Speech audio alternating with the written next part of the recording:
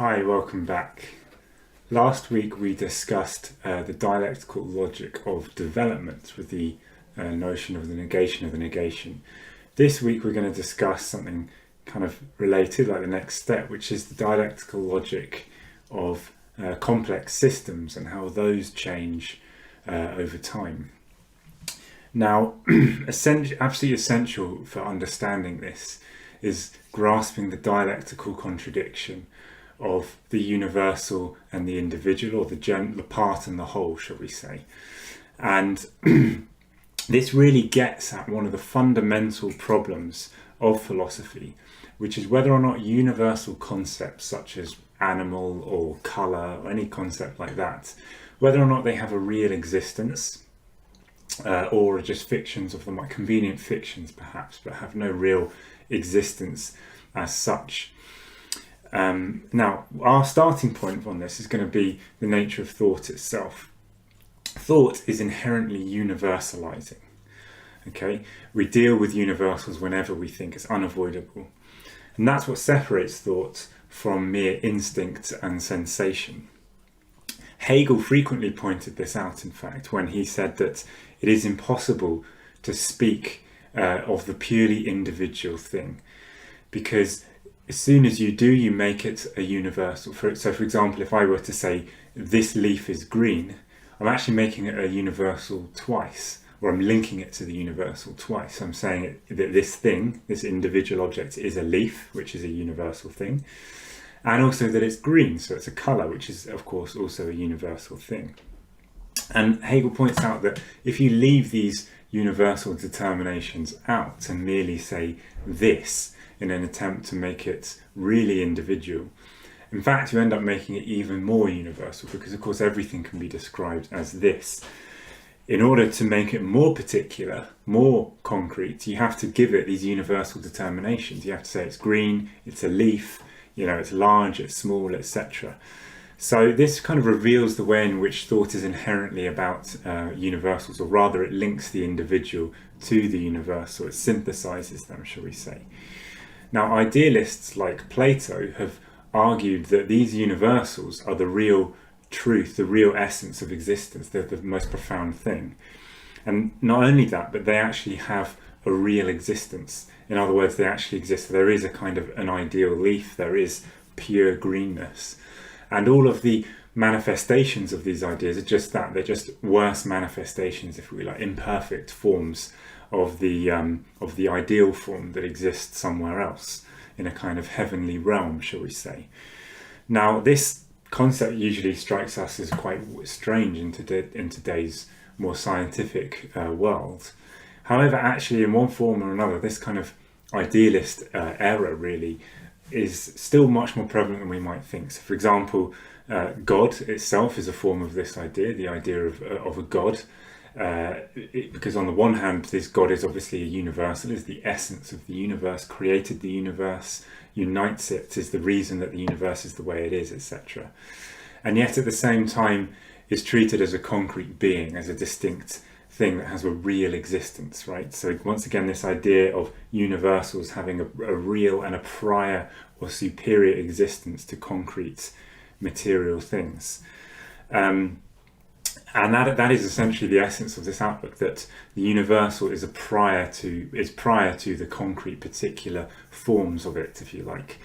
And again, we find this in other forms as well. We find it quite frequently actually in science, not usually stated in that way, but science, especially I think when a science is a particular branch of science is new, and in older science, you often find this kind of this error really. So for example, in the past it was thought that heat was determined by having hot force and cold force. In other words, these universal properties were rather than seen as being from the objects themselves, but somehow outside of the objects as distinct concrete things that were then sort of imposed onto them and gave them their qualities. And in fact, in another sense, you also find this kind of error of idealism in politics, when people say things, for example, when discussing the problems of capitalism, and they describe those problems as fundamentally about greed, which is usually what people say, when they describe that it's greed that is the cause of the problems, and that the solution to this must be to pick different universal values, such as, I don't know, altruism or something, and then go with those, and then society won't have so many problems. That, in a sense, is a form of the same error of thought, because it assumes that these values have some sort of independent existence, almost as if there's a place that they exist and you can pluck this or that idea at your will, separate from the material conditions, and then sort of impose it onto society somehow. So this is a very real problem, even though it might seem, when it's stated bluntly, as slightly ridiculous. Now, of course, as materialists, we do reject this outlook, right? Because it is an idealist outlook. Universals do not exist as such. There is no place in which you can find pure colour or something like that. There's only this or that object with this or that form of that colour. Now, Hegel was, of course, himself an idealist, and in many respects he did reproduce this error, but at other times he understood it very well and criticised it. So, for example, in the introduction to the shorter logic, he says the following, and I quote: "When the universal is made a mere form and coordinated with the particular, as if it were on the same level, it sinks into a particular itself. Even common sense in everyday matters is above the absurdity of setting a universal besides the particulars. Would anyone who wished for fruit reject cherries, pears and grapes on the ground that they were cherries, pears and grapes and not fruit?" In other words, what he's saying is that for a universal to be a universal, it cannot exist as such. As soon as you were to make it an object, even if it's a very good object, better than all the others, it's merely a particular. It's just one object amongst many. He also says in the Phenomenology of Spirit that, and again I quote, "Should it appear contradictory to say that the absolute has to be conceived essentially as a result, a little consideration will set this appearance of contradiction in its true light. If we say all animals, for example, that does not pass for zoology." So in other words, what he is saying here, which we as Marxists agree with, is that if you abstract the universal from its conditions and pretend that it creates those conditions, then you are left with a kind of inexplicable senselessness. Zoology by itself is just a phrase. To give it any real content, you have to actually study the particular things that make it up.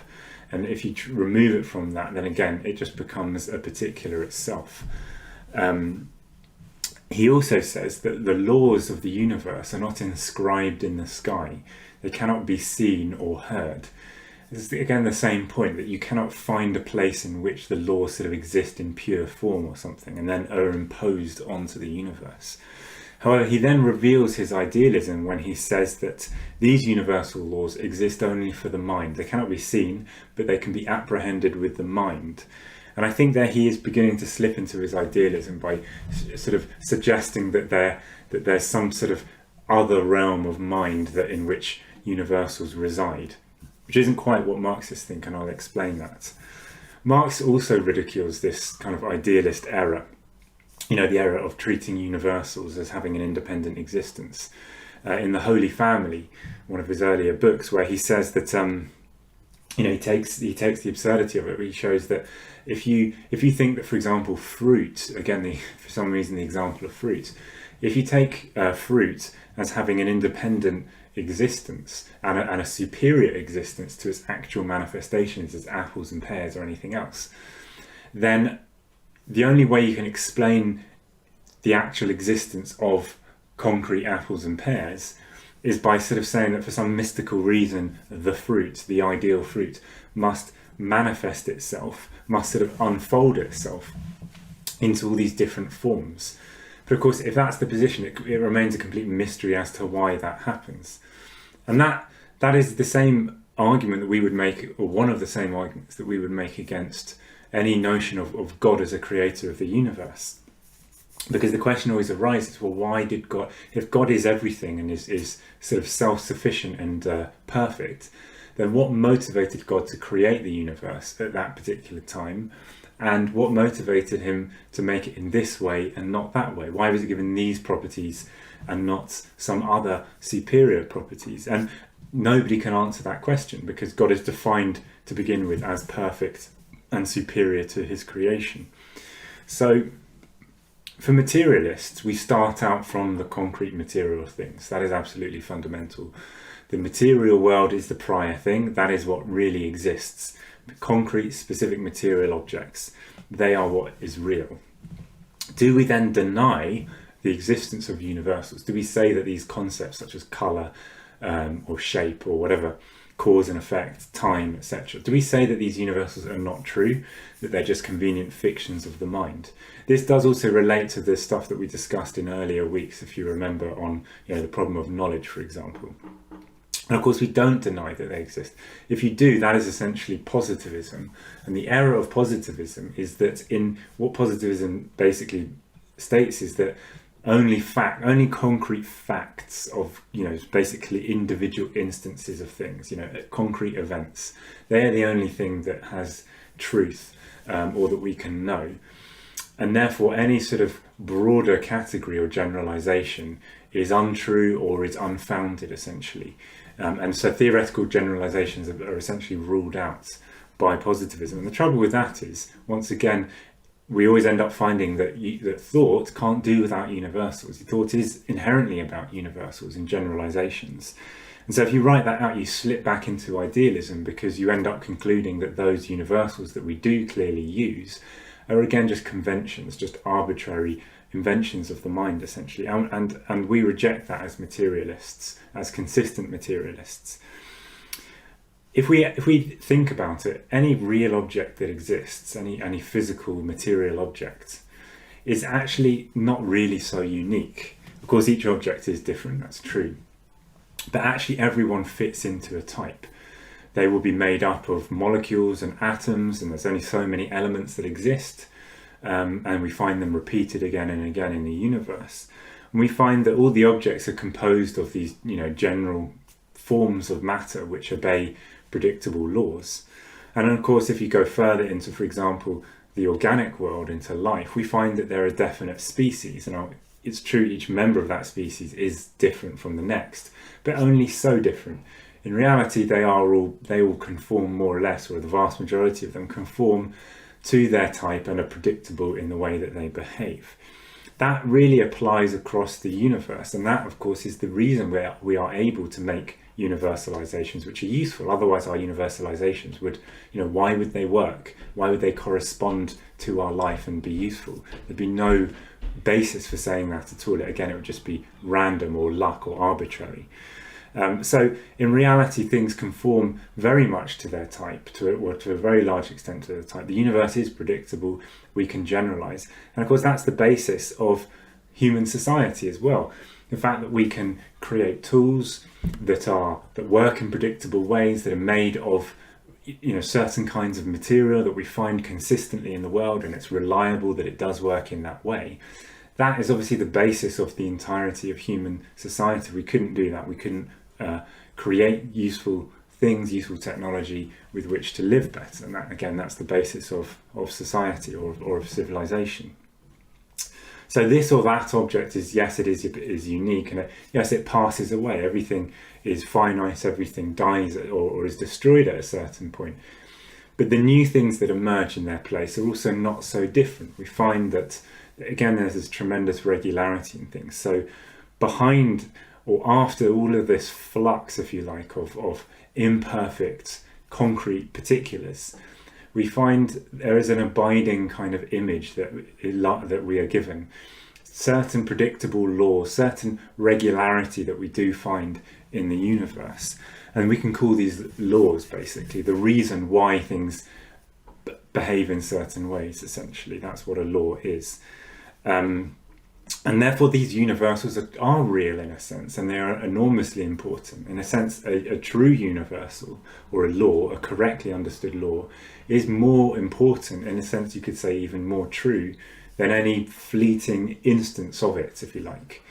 Does that mean that we're returning to idealism then because of this, by holding up the universal as superior somehow to the concrete manifestations of it? Well, to resolve this problem, we have to use dialectical logic. In other words, a logic based on the inseparability of opposites and the idea that the opposites condition and define one another. We have to get away from this thinking in terms of absolute antithesis. So it's either, that there's only concrete objects, concrete material objects, and universals are just fictions. Or on the other hand, that the universals are the only thing that exist and they have a real physical existence and everything else is an imperfect kind of manifestation of them. Both of those are opposite extremes, which taken by themselves are false.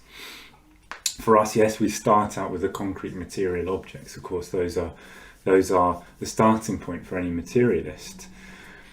But as I said, these objects fit into a type. And to help us understand this and how it is dialectical, let's take an example.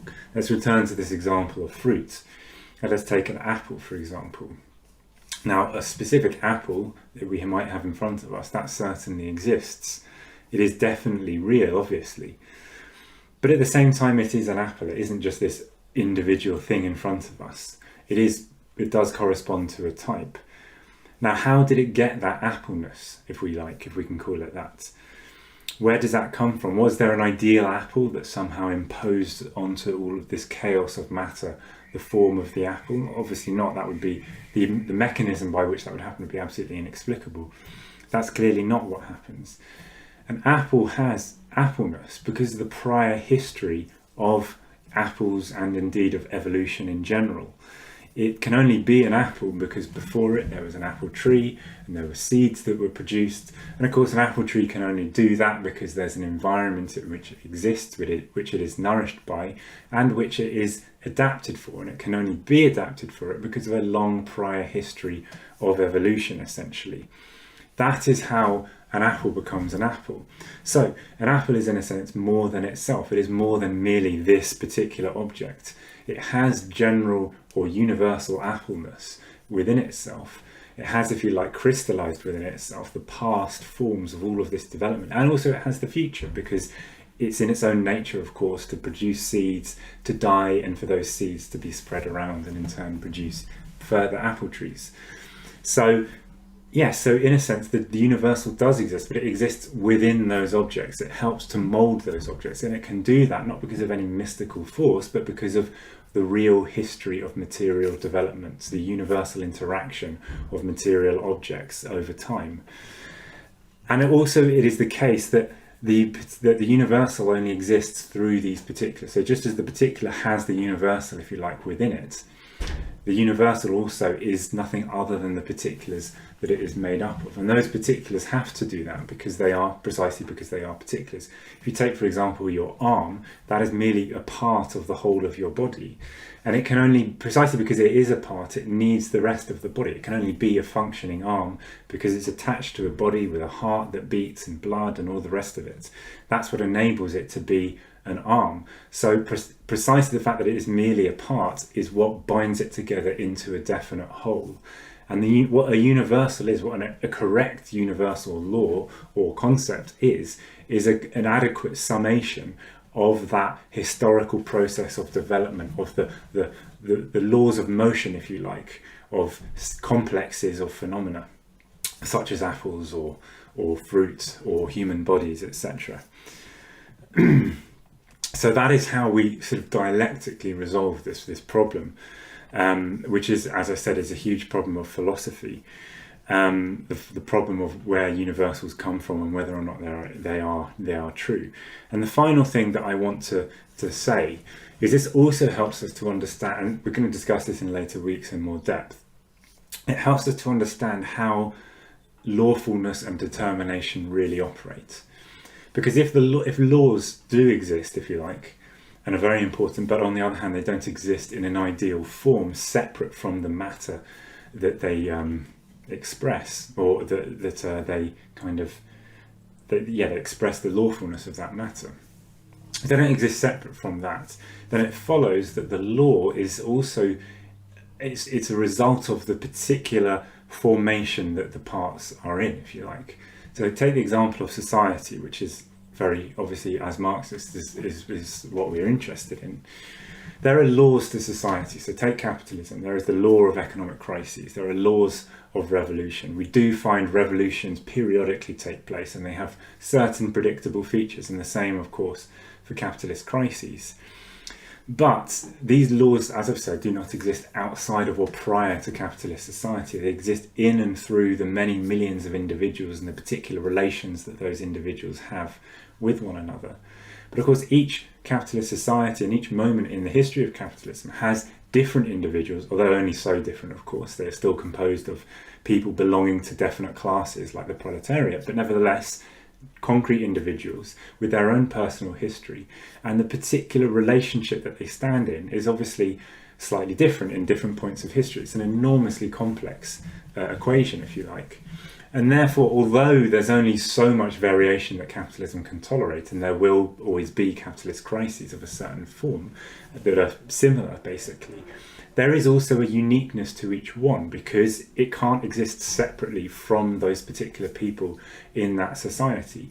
So the way in which a capitalist crisis will occur will be slightly unpredictable. It won't happen on an exact date that you can predict in advance, and it won't necessarily have the exact same cause each time. But on the other hand, it would be absurd to deny common features and certain predictable features to capitalist crises. So that is why this kind of understanding is so important. It helps us to grasp scientifically that capitalist society and the world in general is lawful. Laws are real, and we can apprehend them. But at the same time, these laws are not ever perfectly or sort of simplistically manifested, and therefore we are not these kind of fatalists who just know how everything is going to happen in advance. Anyway, I'll stop there, and I think we're going to go into a bit more detail into some of these questions next week, so I'll see you then. Lenin stated that without revolutionary theory, there can be no revolutionary movement. Without a revolutionary theory, we are bound to take in the ideas that surround us. Under capitalism, these are ideas that ultimately defend the status quo. In Wellred's upcoming book on the history of philosophy, Alan Woods looks at the development of philosophical thinking from the ancient Greeks all the way through to Marx and Engels, who brought together the best of previous thinking to produce the Marxist philosophical outlook, which looks at the real material world, not as a static, immovable reality, but one that is constantly changing and moving according to laws that can be discovered. Through this, we can learn how philosophy becomes an indispensable tool in the struggle for the revolutionary transformation of society. Pre-order your copy now at www.marxist.com/HOP.